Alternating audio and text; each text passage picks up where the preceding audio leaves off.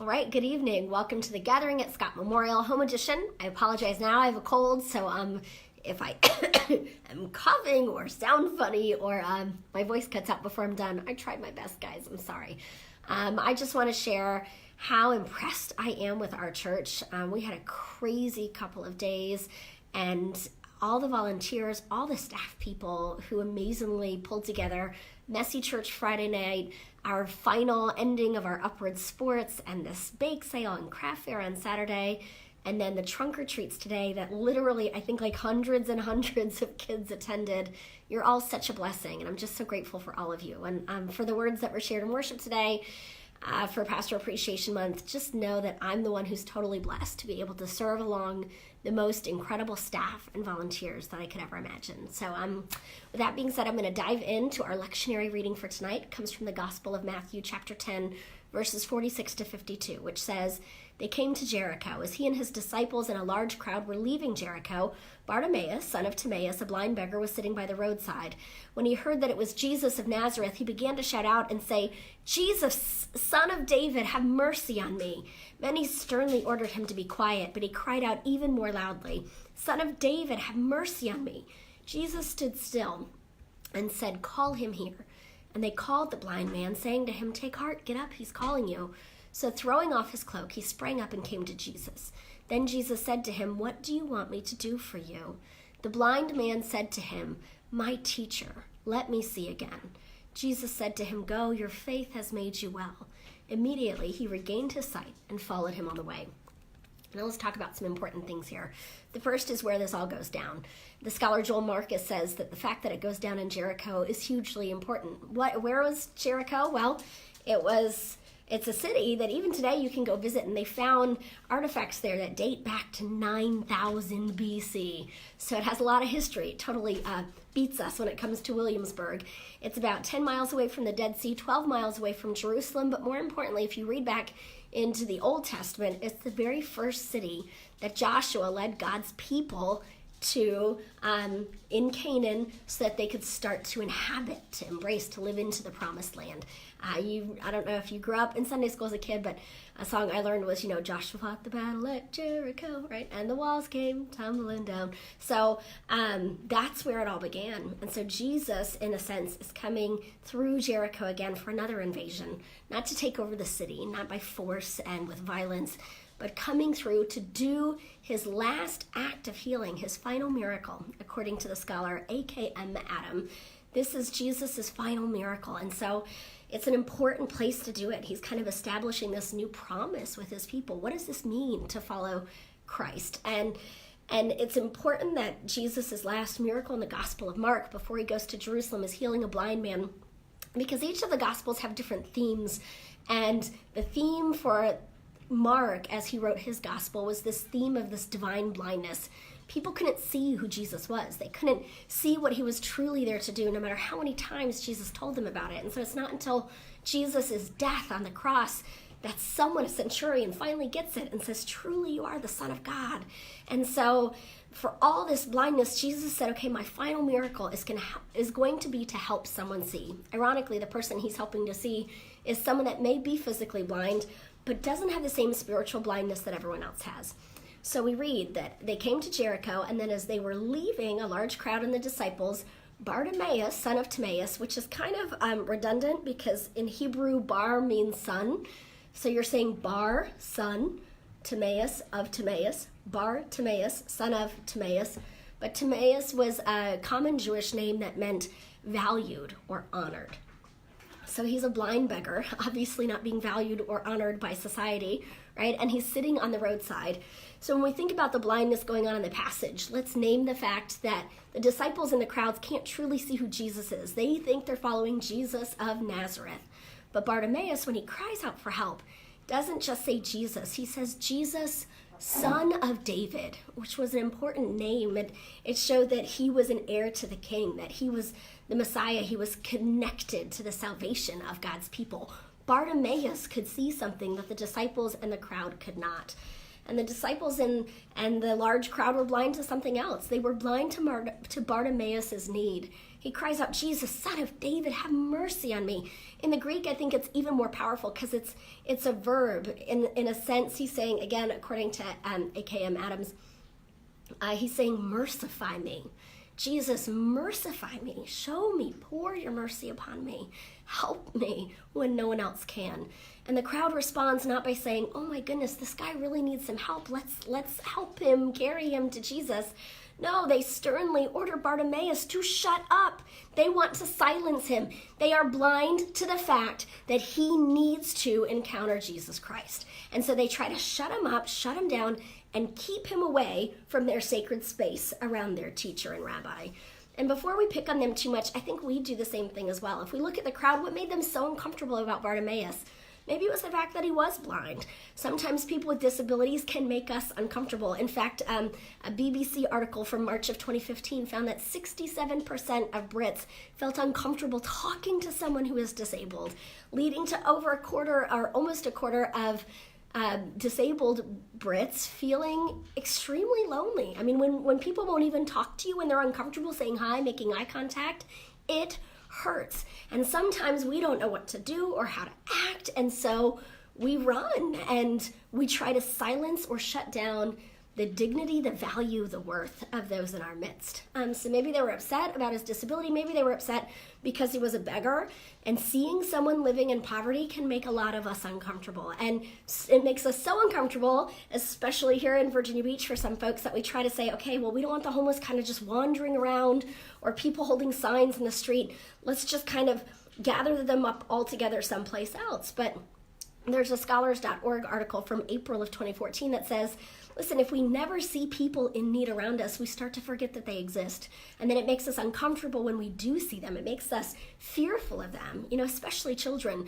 So think about who you interact with on a daily basis. Do you see people that reflect all the different socioeconomic levels, all the different levels and opportunities for diversity around you? Because it's there. You just have to open your eyes and get comfortable with embracing it and instead of trying to silence those people, those brothers and sisters that God is calling you to help. So they're sternly ordering him to be quiet, and Bartimaeus doesn't listen. He doesn't silence himself the way so many people in need do. Instead, I love this guy. He's gritty. He yells even louder. Jesus, Son of David, have mercy on me. And I love Jesus' response because he doesn't turn and yell at the crowd and run up and scoop up Bartimaeus like I would want to as a mom and like rock him as a baby and kiss the boo-boo of his blindness away. The text tells us Jesus stands still. He stops moving, but he stays where he is, and he tells the crowd to call him here, showing the crowd what their true purpose is, to help create a space and a path and a calling for this person. So they call to the blind man and they say, take heart, get up. He's calling you. In Greek, another more literal translation of this is take courage. Because let me tell you guys, if you have ever faced brokenness or pain or had some area of your life or your heart that needed healing, to actually name that you needed help with that and to try to seek it out takes a lot of courage. It takes seeing ourselves as having the value and honor that Bartimaeus saw himself having as the son of Timaeus. It means that we feel worthy of being whole and happy and healthy. And so I love it because Jesus sometimes comes to heal us, but in this case and occasionally in our own lives, Jesus calls us to go to him through the crowd saying, it's okay, there's a place for you. Get the help that you need. So Bartimaeus responds, I love it. Again, he's so passionate. He throws off his cloak, springs up, and runs to Jesus. That's really hard to do when you're blind. You can't really get your bearings and see the world around you. It's also really important that he threw off not his inner cloak. He didn't run to Jesus naked. His outer cloak was kind of like what we would think of as a jacket. But if you were a blind beggar, possibly living on the street, that jacket was the only thing that could keep you warm at night. So Bartimaeus was saying, in essence, I have so much faith in his ability to change and transform everything that I don't need a safety net. And I think some of us don't always receive the healing and the wholeness that we want or need because we're not willing to let go of that safety net. We might say, I want to fix my marriage, it's struggling, but I can't give up pornography, that's so important to me, it doesn't hurt anybody, or I want to understand my kids better. I don't know how to get along with them, but I don't need counseling. I'm fine. Go away. Step away. Or I want to be able to pay my bills and have an emergency fund, but I'm not taking a financial peace class to learn about budgeting. I won't do that. Or I want to get healthy and lose weight, but I'm not joining a class or going on a diet. I'll just do it in my own convenient way and time. And so we hold on to the safety net. We don't step out in faith saying, I need help, God. I'm going to move towards you so the power of your Holy Spirit can meet me, encounter me, and help me truly embrace that healing and wholeness that I so desperately and deeply need. So Bartimaeus is standing there in front of Jesus, and Jesus asks Bartimaeus something that he asked James and John just a couple of weeks ago, and their responses could not have been more different. When Jesus asked James and John, what do you want me to do for you? They said, enthrone us in glory with you at your right and your left. We want power. We want acclaim. But Bartimaeus, after being asked that question from Jesus, says, my teacher, let me see again. So we learn from this passage that Bartimaeus hasn't always been blind. And if something in your life has gone well and gone right for a long time and then suddenly doesn't, it can be even more difficult realizing the absence of that. If it's sight, if it's a relationship, if it's a gift or talent that you've had in your life, Bartimaeus knew what it was like to see. And yet his world was in darkness for so long that he had to beg on the side of the street. And all he wanted was that ability back. So Jesus says, go, your faith has made you well. And immediately Bartimaeus regains his sight, his faith, that ability to just seek it out, to feel worthy of it, and to do what he could to meet Christ so that healing could be complete was so powerful. And Bartimaeus does something that most people don't do when Jesus heals them. It says that Bartimaeus continues to follow Jesus on his way to Jerusalem. So Bartimaeus doesn't go home to throw a block party and let his family and friends know that he's been fully healed. He wants more of this pursuit of Christ. And so before I close tonight, I also really want to take some time to talk about a blindness I feel so many of us still struggle with. And it's the blindness of not seeing how deeply rooted hatred is in our society, most especially in recent years. I mean, let's just look and ponder the last 72 hours, my friends. About 72 hours ago, a white man so full of hatred and racism tried to break into a black church in Kentucky to shoot people gathered there for worship. And when he couldn't get in because they had left an hour prior, he went into a Kroger and shot 2 people, just African Americans, just trying to buy groceries, driven by hatred.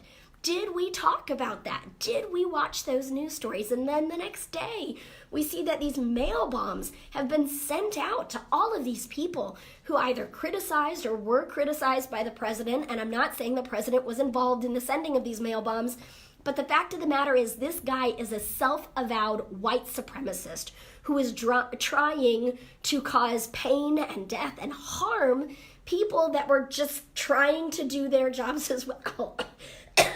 Former presidents of the United States. I mean, it's just insane that we are tolerating this. And then just yesterday, it was heartbreaking as Jewish, holy, good Jewish brothers and sisters were gathering for worship at the Tree of Life synagogue in Squirrel Hill, which is ironically the same neighborhood where Mr. Rogers lived, okay? This was literally Mr. Rogers' neighborhood, a place of connection and diversity and love. And this man, white man, was so full of hatred that he went in and he took the lives of 11 innocent people and injured 3 police officers. And when all of this happens over and over, we might say, oh, it's just a fluke. But I want to focus on that anti-Semitism, on this hatred towards Jews that we witnessed yesterday, because, you know, one of the earliest origins of this hatred against Jews stems from another one of our Gospels, the Gospel of Matthew, chapter 27, I think it's verse 25, where Jesus is on trial, and Pilate says, listen, I'm innocent. This man's blood is not going to be on me. And the Jews respond, let his blood be on us and on our children. So that is a whole sermon for another time, what Matthew is doing, the struggles that the Christian and Jewish community had. But what that led Christians for generations to come to believe was that Jesus didn't die because of me, because of my sins. Jesus died because of those Jews. They're the ones that murdered our Messiah. And so this hatred began, and we might think that, that it just happened around the time of Hitler's rise in Nazi Germany, but it was going on way before that. It was going on in the Crusades. It was going on in the 14th century when the Black Plague was blamed on Jews. It was going on when Jews in the Middle Ages weren't allowed to own property or work for the government or marry Christians. It was going on when the term anti-Semitism was coined in the 19th century, when Hitler tried to blame the loss of World War I in Germany on the Jewish people, which led to a hatred so fierce that 2/3 of all Jews in Europe were murdered. 6 million people in the Holocaust. And we might say, well, this isn't a big deal in America. And historically it hasn't been, but there's a guy named Jonathan Greenbelt, I believe, who's the leader of the Anti-Defamation League, who said that they've seen such a rise in anti-Semitism since about 2016 through 2017. I think it's like a 57% surge in 2017 alone. And the only other comparable time of the rates of this anti-Semitism were like back in the 1930s. So my friends, something is happening. Hatred is brewing in our midst, where people feel that they can just destroy and tear down innocent lives, and we are blind to it. Why? Because we're not doing anything about it. And I believe that God is calling us to remind the world that 1 John 4:20 says, whoever claims to love God yet hates a brother or sister is a liar.